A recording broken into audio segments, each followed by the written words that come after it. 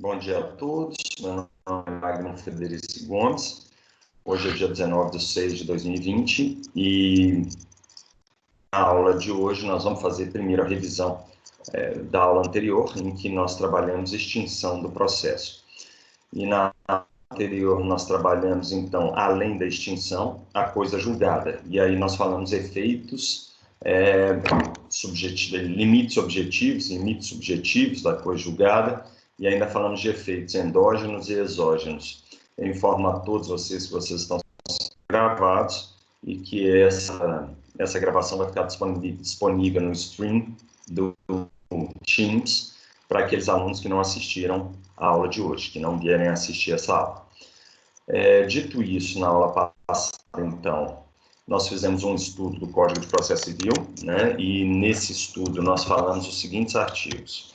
Nós falamos, primeiro, do artigo 487, que fala das hipóteses de extinção do processo com resolução de mérito, em que o juiz aprecia a controvérsia e soluciona o conflito de interesse existente entre as partes, né?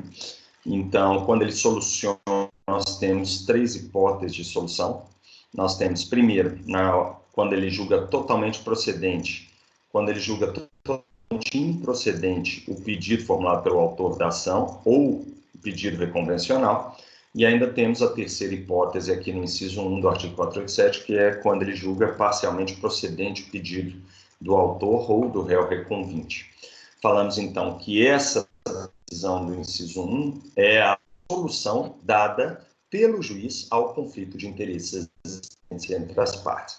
O juiz vai aplicar o abstrato da lei ao caso concreto, né, isso, e vai dar a solução que ele entende válida em exercício da jurisdição.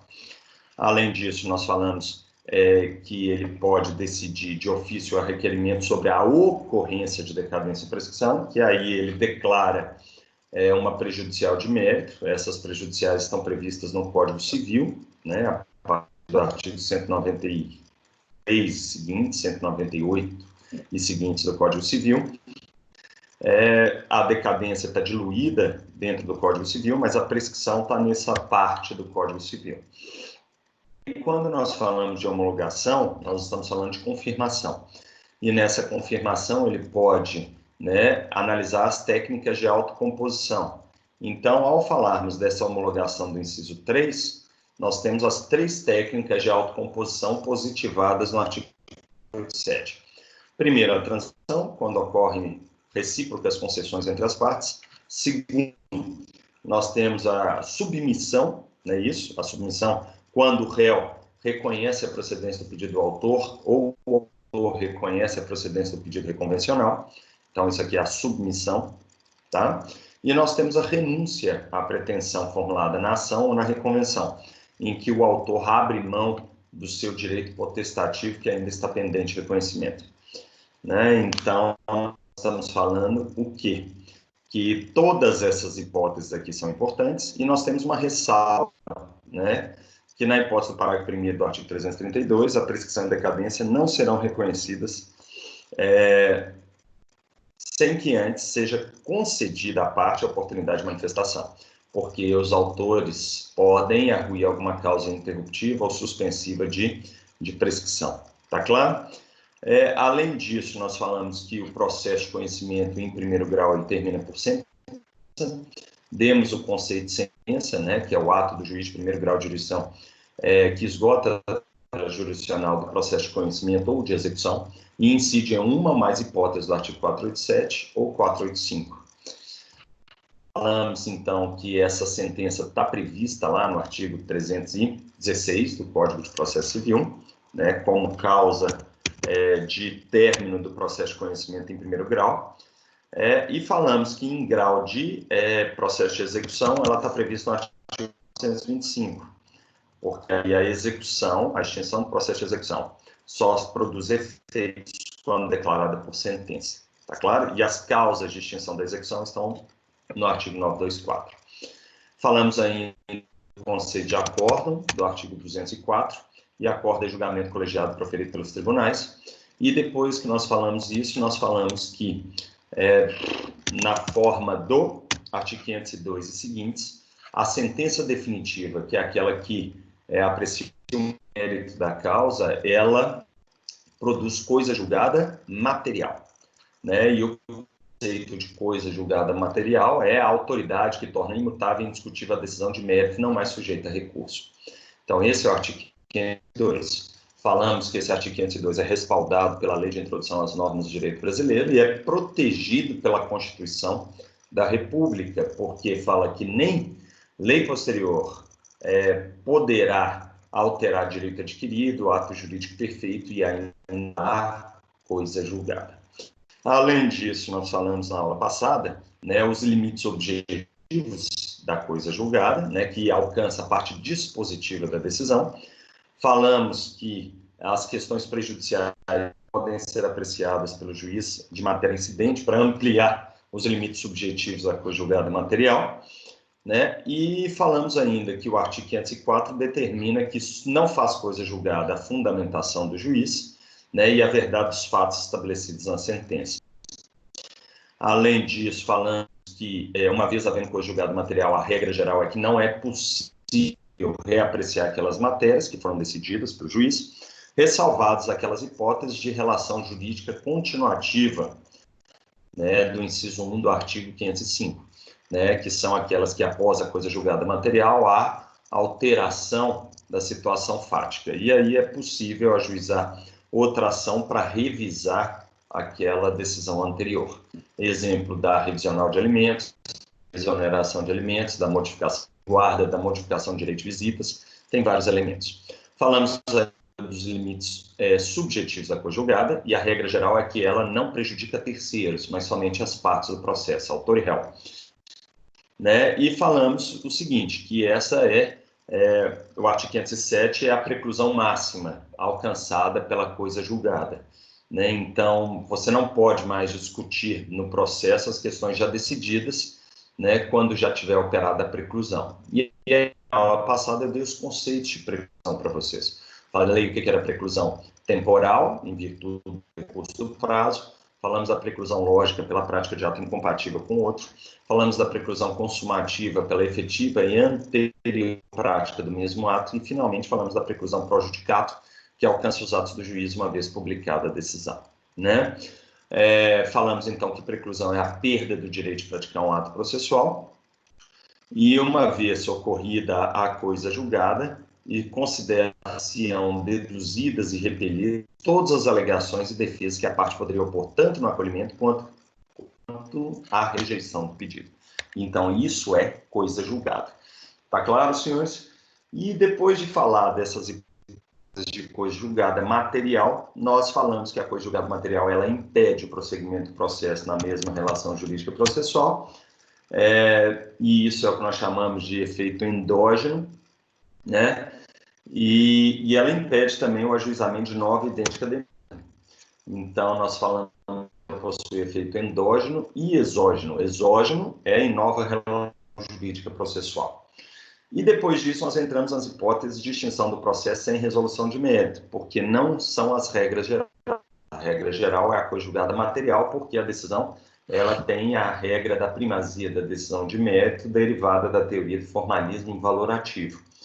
Agora, quando não é aplicada a teoria do formalismo valorativo, o juiz pode interferir ou extinguir o processo sem resolução de mérito, proferindo sentença terminativa, desde que ele respeite o formalismo valorativo do artigo 317. Antes de proferir a decisão sem resolução de mérito, o juiz deverá considerar a oportunidade para, se possível, corrigir o vício.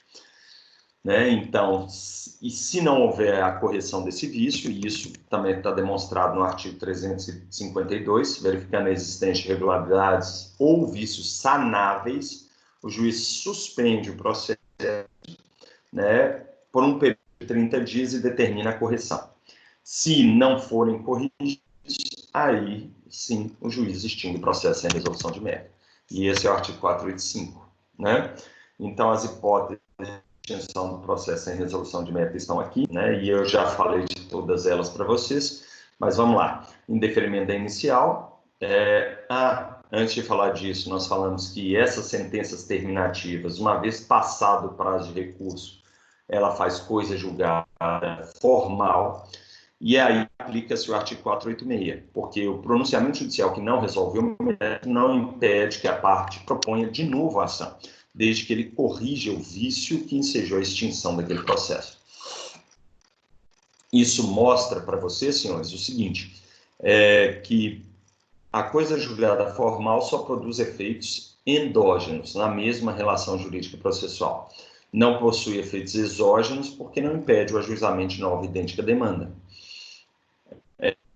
E aí nós falamos os casos que, uma vez passado o prazo de recurso, produzem coisa julgada formal. Primeiro, indeferimento inicial, quando o juiz extingue o processo sem a formação da relação jurídica processual. Falamos que as hipóteses de indeferimento inicial estão no artigo 330 do Código de Processo Civil. E aí lá se fala os casos de indeferimento inicial. Falamos de inépcia, carência de ação por ilegitimidade ou ausência de interesse processual, e quando não cumprida a emenda que o juiz determina para a correção da petição inicial. Além disso, nós falamos que as inépcias ou a ausência de aptidão para promover a tutela estão no parágrafo 1º e parágrafo 2º do artigo 330. E falamos que, se houver emenda inicial, caberá apelação, né? Isso facultando ao juiz para 5 dias se retratar. Né? Então, essa é a hipótese. E aí é possível citar o réu, tá joia? Para contrarrazoar o recurso. E esse é o parágrafo 1º do artigo 331. Depois disso, nós falamos no 485 das hipóteses de abandono da causa. E ao falarmos de abandonos, nós falamos de abandono por ambas as partes ou por abandono do autor. O prazo de abandono do autor é de 30 dias, o prazo de abandono de ambas as partes é 1 ano de paralisação do processo sem trâmite normal. E aí nós falamos o quê? Falamos o quê? Que nessas hipóteses de abandono, tá? Primeiro, se já tiver contestação, tá? O abandono do autor demanda requerimento do réu. Se não tiver contestação do réu, tá claro, gente? Ou em outros casos, qualquer forma, tá? Tem que determinar a intimação de ambas as partes para dar trâmite normal ao procedimento no prazo de 5 dias. E esse é o parágrafo 1º do artigo 485. Se juntado aos autos o mandado de intimação cumprido e as partes não se manifestarem, aí sim o juiz determina a extinção do processo.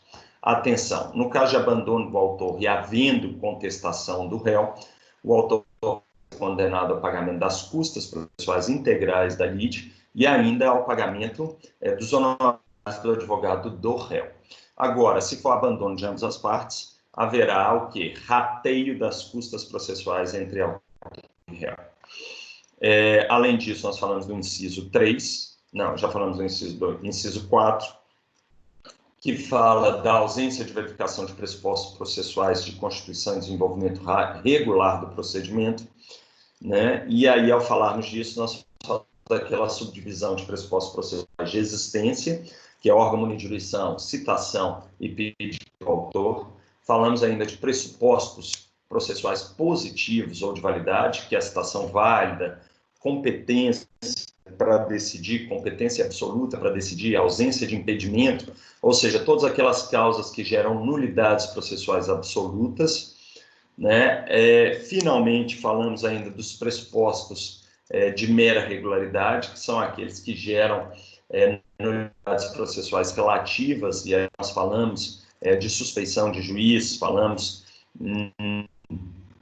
de causas de nulidade relativa, ausência de relatório na sentença, incompetência relativa do juízo. Então, essas são as hipóteses. E aí nós temos um híbrido entre os dois, entre a capacidade postulatória e a capacidade de ser parte, porque se houver relativamente capacidade relativa para ser parte, nós estaríamos falando, né, de nulidades relativas. Se houver incapacidade absoluta, aí nós estamos falando de nulidade absoluta. Além disso, dentro do conceito de pressupostos processuais, então nós falamos pressupostos de existência, pressupostos positivos ou de validade, pressupostos de mera regularidade, aí nós falamos dos pressupostos processuais negativos do inciso 5, né, e ainda do inciso 7. Então, ao falarmos dos pressupostos processuais negativos, nós falamos que não pode haver coisa julgada material, porque ela produz efeitos exógenos, né, então impedem o ajuizamento nova idêntica à ação, e se houvesse ajuizamento, a segunda ação vai ser extinta sem resolução de mérito. Litispendência, quando nós tivermos claramente a reprodução de outra ação idêntica àquela que foi ajuizada, curso, e perempção. E aí, ao falarmos de perempção, nós falamos de duas hipóteses de perempção. Quando você distribui a segunda ação sem recolher as custas da primeira, e isso, se não me falha a memória, vai estar lá no artigo 92 do Código de Processo Civil, que fala dessa hipótese de perempção por ausência de pagamento de custas. E, então, quando, a requerimento do réu, o juiz proferir sentença em resolução de mérito, o autor não poderá propor novamente a ação sem pagar ao depositário em cartório as despesas e honorários a que foi condenado. Tá? E isso é a perempção. E nós temos a segunda perempção do artigo 486, que fala que se o autor der causa por 3 vezes a sentença fundada em abandono de causa, e aqui pode ser tanto pelas partes ou pelo próprio autor, não poderá ajuizar nova ação em face do réu, mas ele pode arguir o seu direito em defesa, caso ele seja demandado. Tá claro? Então, aí estamos falando de uma coisa julgada formal com efeitos de material. E essa é a perempção do inciso 5. Além disso, nós falamos da extinção pela convenção de arbitragem, né, que não é uma questão de ordem pública, porque cabe ao réu alegar em sede de contestação, na forma do artigo 337, em preliminar, tá, a existência da convenção de arbitragem. E aqui fala claramente, excetuada a convenção de arbitragem e a incompetência relativa, o juiz conhecerá de ofício das matérias enumeradas neste artigo, né, que é o artigo 337, ele fala da litispendência, fala da perempção, da coisa julgada, fala da convenção de arbitragem como matéria de defesa. Então, a convenção de arbitragem, ela não pode ser apreciada de ofício. Tá bom, senhores? E aí eu expliquei a renúncia sobre a cláusula compromissória existente no contrato que submetia a controvérsia ao exercício da arbitragem. E aí nós mostramos, então, que para efeitos de convenção de arbitragem, perempção, litispendência foi julgada, nós temos que ter, né, aquela identidade tríplice do direito de ação. A ação é idêntica à outra, contém as mesmas partes, a mesma causa de pedido, o mesmo pedido. E aí, depois de falar dos pressupostos processuais de existência positivos, de mera regularidade negativos, nós entramos nas condições de ação. E se não houver legitimidade de causa ou interesse processual, o juiz vai extinguir o processo. E falamos que tanto o inciso 5 quanto o inciso 6 são insanáveis, tá? Então, pressupostos processuais negativos e condições de ação são insanáveis. No entanto, os pressupostos processuais, eles são sanáveis desde que haja repetição do ato processual viciado. Tá claro, senhores? E depois que nós falamos isso, nós entramos ainda na desistência da ação e falamos que a desistência pode ser formulada unilateralmente pelo autor ou pelo réu reconvinte até a prolação da sentença, e esse é o termo da possibilidade de desistência. E nós falamos ainda o quê? Falamos que para que essa desistência seja homologada pelo juiz, nós podemos ter desistência sem anuência ou desistência com anuência do réu, do demandado, isso no processo de conhecimento. Né? E o que nós falamos claramente é o seguinte, que após a contestação, a desistência demanda a anuência do réu. Antes da contestação, a desistência não demanda a anuência do réu, não demanda a anuência do réu. Então, se o réu for revel ou não tiver, ou ainda não tiver apresentado a sua contestação, o autor pode desistir e o juiz vai homologar a desistência e, obviamente, vai condenar o autor nas custas processuais. Tá claro, senhores? Porque quem desiste, quem renuncia e quem reconhece a procedência do pedido se mete ao princípio da sucumbência. Isso é muito importante e não foi falado na aula anterior, tá? Então, isso é importante também. E essa previsão legal, se não me falha a memória, ela está lá no artigo 91 do Código de Processo Civil, que prevê que a parte que desiste, a parte... não é o 91. É o artigo 93, não, 95. Se vencido, tá, princípio da sucumbência. Isso. Vai ser o artigo 90. Desculpa, senhores. Proferida sentença com fundamento em desistência, que é o artigo 485, inciso 8, em renúncia, que é o artigo 487, inciso 3, letra C, ou em reconhecimento da procedência do pedido, que aí é o 487, inciso 3, letra A, as despesas e honorários serão pagos pela parte que desistiu, renunciou ou reconheceu, porque elas se sujeitam ao princípio da sucumbência. E isso nós já tínhamos ensinado anteriormente, quando a gente falou de que quem ajuiza, quem causa a ação e perde, é quem paga as custas e os honorários advocatícios. E aí, então, nós falamos da desistência, né? Então, já falamos que com ou sem anuência, né? Momento é até a sentença, e depois que nós falamos disso, nós entramos, obviamente, no inciso 9, que é outra questão de ordem pública, em que se uma parte ocorre e for intransmissível o seu direito, aí automaticamente nós temos o que é a extinção do processo. Dei o exemplo para vocês da ação de divórcio. E falamos que, então, as hipóteses do inciso 4, pressupostos processuais, do inciso 5, pressupostos processuais negativos, do inciso 6, ausência de condições de ação ou carência de ação, e inciso 9, morte de parte por intransmissibilidade, são questões de ordem pública que podem ser conhecidas de ofício a qualquer tempo e grau de jurisdição, desde que seja antes do trânsito em julgado da decisão. Atenção, senhores, falei então, pode ser arguído pela primeira vez na apelação, mas quando ocorre um retardamento nessa arguição de questão de ordem pública, o réu vai ser condenado nas custas derivados do retardamento, mas nós temos ainda o quê? Que vai ser conhecido de ofício mesmo até o 2º grau de jurisdição. E aí nós falamos e demos para vocês a orientação sobre as nulidades de algibeira, que são as nulidades de bolso, em que a parte deixa de arguir propositalmente como uma estratégia processual para arguir só depois da decisão de mérito, né? E aí o STJ já não concorda mais com essas teses, né? Então ele não aceita essa arguição tardia de nulidade processual como estratégia processual. Falamos ainda que em recurso especial e extraordinário é complicado essa tese, arguir pela primeira vez nulidades, porque vai faltar o requisito do pré-questionamento. E, finalmente, o que nós temos? Nós falamos ainda, né, dos demais casos previstos no Código que prevêem a extinção do processo sem resolução de mérito. E eu posso dar o exemplo para vocês do artigo 803 do CPC, que fala da nulidade da execução, se, por exemplo, não tiver obrigação líquida certa exigível, né, quando não for citado, e quando foi instaurada a execução antes da condição do termo ter ocorrido, ou seja, estamos falando do quê? Daquela condição suspensiva da obrigação. E aí nós falamos que a nulidade que por deixar será pronunciada pelo juiz de ofício ao requerimento de parte, independentemente de embargos à execução. E esse caso aqui seria automaticamente a previsão do que nós chamamos de exceção ou objeção de pré-executividade.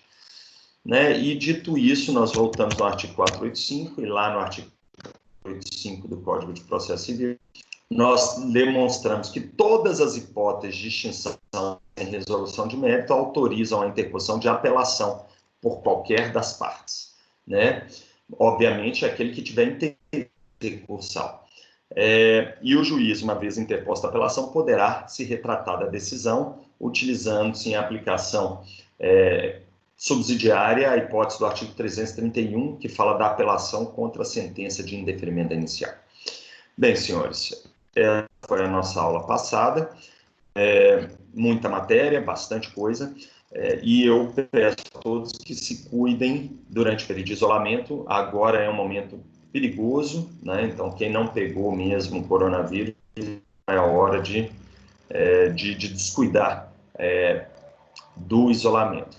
E eu termino nesse momento a revisão da aula anterior e me coloco à disposição para eventuais dúvidas. Tchau, se cuidem.